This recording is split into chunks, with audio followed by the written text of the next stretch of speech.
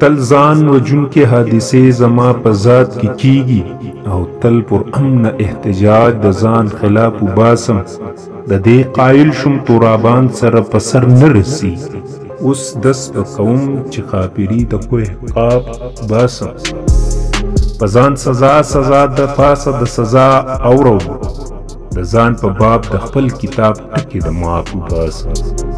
هغه زما د محبت اعتراف کړو کړی خو زه حیران یم څه معنا د اعتراف باسم په جړا ورپسې جاړم په خندا راپسې خاندي په رښتیا ورپسې جاړم په رښتیا راپسې خاندي نن سبا ورپسې جاړم نن سبا راپسې خاندي ګوره بیا ورپسې جاړم ګوره بیا راپسې خاندي د دنیا ورپسې جاړم د دنیا راپسې خاندي ښه صفا ورپسې جاړم ښه صفا راپسې خاندي